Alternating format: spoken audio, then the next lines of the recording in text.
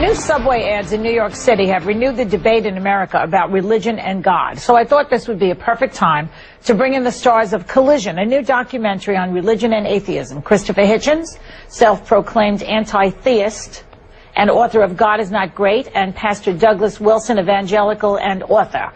Welcome to the show.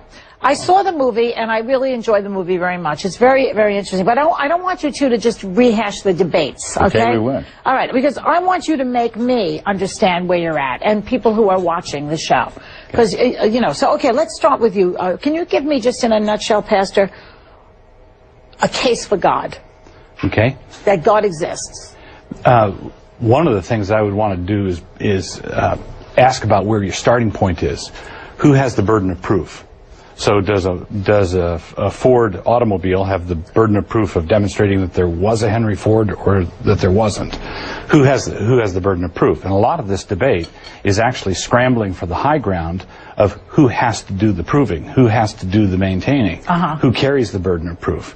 Now, for and who do you think carries the burden? I believe the one who denies the self-evident fact that God exists and created the world, I think that is the person who has the burden of proof. You say it's self-evident? Yes, self-evident to those who believe. Those who believe. Those who don't believe, you know, if you watch this movie, Collision, it's sort of like watching diving competitions in the Olympics.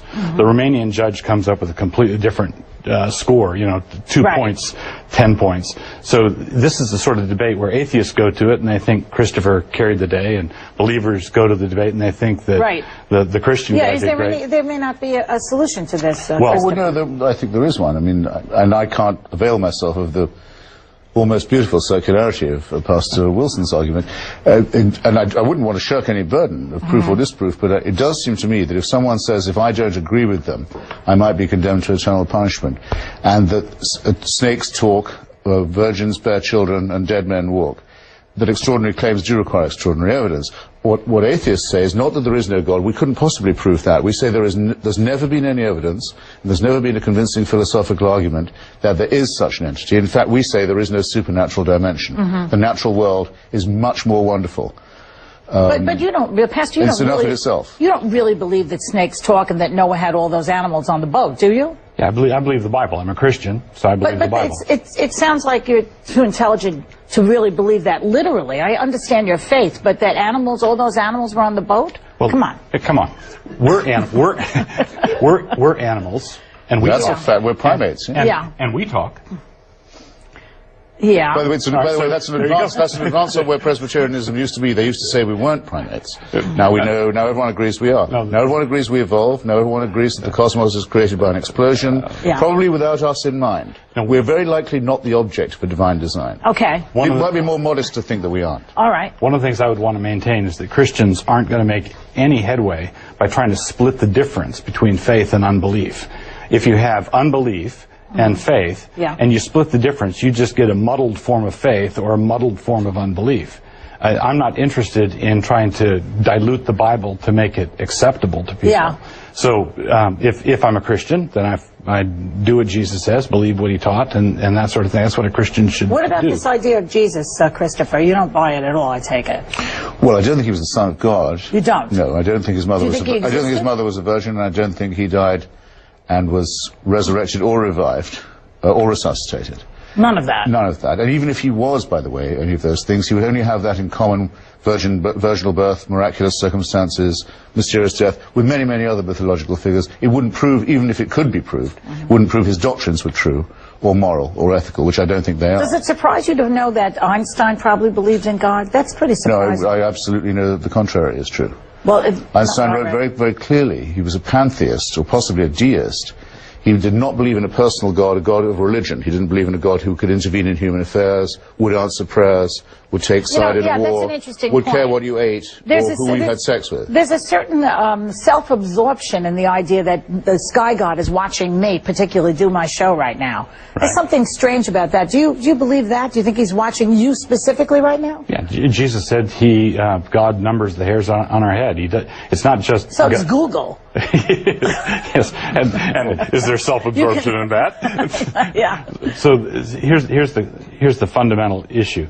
Of course, you can believe in an omniscient God and believe in it in a way that flatters yourself. There have been all kinds of believers who take the doctrine that God knows all things and has the hairs of your head numbered, and they do it in a self-flattering way, a self-absorbed way. Yes, that does happen. But it's also something that can humble you if you think about it correctly. It helps put everything in perspective. Okay. It makes you too humble. Okay, it makes you into a servant. It makes you say, I'm just a plaything of God's will. Well, let's talk about the Ten Commandments, for example. Right. Do we really need the Ten Commandments to be good people? I mean, I know not to murder somebody. I didn't need to be raised Catholic, even though I was, to know that. Right. Part of the problem that we come up against is that we have been inculcated in the Ten Commandments, the tenets of the Ten Commandments for many centuries, and then we kick the ladder away. We've climbed up to this height, kick the ladder away, and say, look how high we are. Well, I don't think it is self-evident that you shouldn't murder or commit adultery. What did people do before the Ten Commandments? They didn't murder and kill otherwise we wouldn't be here. Well, no, look at the crime rates. If sin disappeared overnight, if somebody waved a magic wand and sin disappeared, our economy would collapse. We are. What do you say to that, Chris? That doesn't maybe say anything. I have some tougher stuff to say. I mean, go ahead. Well, first, the story isn't true. I mean, the wandering in the desert, the exile. That's the Jewish version of the Christian mythology. It's worse than the talking snakes. The Analects of Confucius, written long before, say to people what the golden rule is. Don't do to others what you wouldn't want done to yourself. The first 3 or 4 commandments are all saying you must fear someone you love, a heavenly dictator. They're not moral at all. Then there are 2 or 3 that are self-evident. Don't murder rather, don't steal, and don't commit perjury. And then the others are putting women on the level of beasts and saying they're among the chattels of your neighbor you mustn't covet. It's a Bronze Age, tribal, agricultural, so the Ten Commandments were code. like in reruns, really. Yeah. Well, let's go at this from another angle. Take the Code of Hammurabi and the Analects of Confucius and the Ten Commandments. Eye for eye, tooth for tooth. Well, eye for eye, tooth for tooth is lex talionis was given because it used to be before that a life for an eye, a life for a tooth.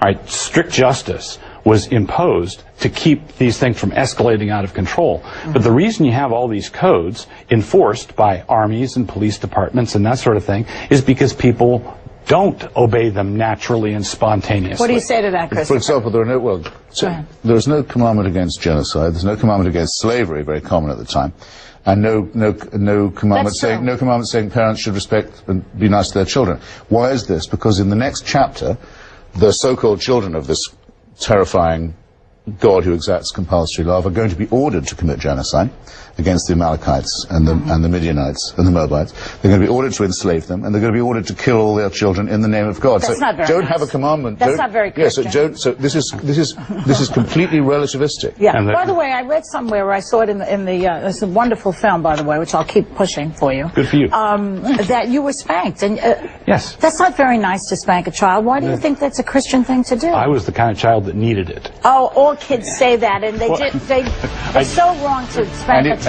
and it's so not Christian.